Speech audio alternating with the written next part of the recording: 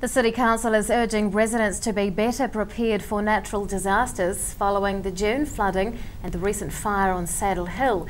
It comes as a nationwide earthquake drill is about to take place, and Emergency Management Officer Glenn Mitchell joins us to talk about it. Good evening, Glenn. Good evening. Now, we've had a range of natural emergencies and threats in the city this year. Is that uncommon? No, it's not.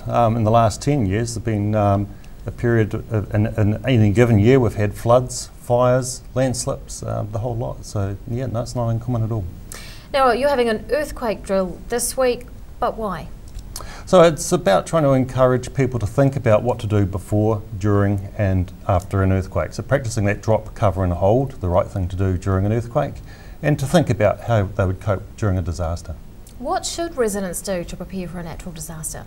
Well, they should really think about the consequences of a disaster, how they're going to cope without water, electricity, unable to get around because the roads are blocked, perhaps the home is compromised, and think about a solution that works best for their circumstances, and not to plan alone, to think about the family, neighbours and friends and how they can help out as well. And what should businesses or community organisations be doing? Well, the first thing they need to be thinking about is their staff, their people. You know, without their people, they can't really function. So they need to look after their people and plan for how they're going to help them during a disaster. And communication's a big thing as well, with their providers, but also their community and their staff. And that will put them in a good position to be able to then help the community as well.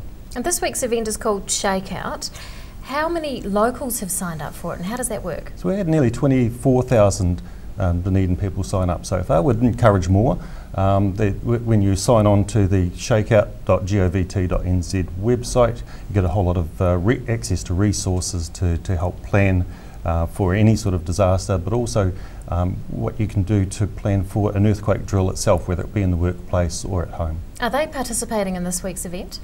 Well, the people who have signed on have said that they will participate in some way in the exercise. They may be able to, at 9:15 on Thursday, do the drop, cover and hold, or it might simply be around actually having that discussion with their family and neighbours and thinking about how they can help each other out. Have schools around Dunedin signed up to it? Yeah, a large number of schools have signed up. In 2012, when we had the drill last, it was the last week of the school term, so it was a lot easier for the schools to participate. Now, what items should people have in their emergency kits? Well, the key items are water, food, some lighting and means of keeping warm. Ideally, people should think about how they can stay in their own homes, because that's the best place to be if they can do so. So essentially how to camp in your own home without those services we take for granted. Who coordinates the response to a natural disaster here? So Civil Defence is a department of the council. We have an emergency operations centre where we bring in the key agencies that respond to an emergency event and essentially get them working together to provide a coordinated response during that disaster. How useful can a basic plan be in an emergency?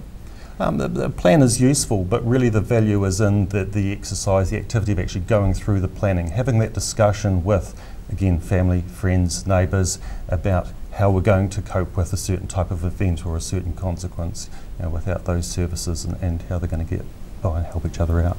Emergency Management Officer Glenn Mitchell, thank you very much for your time. Thank you.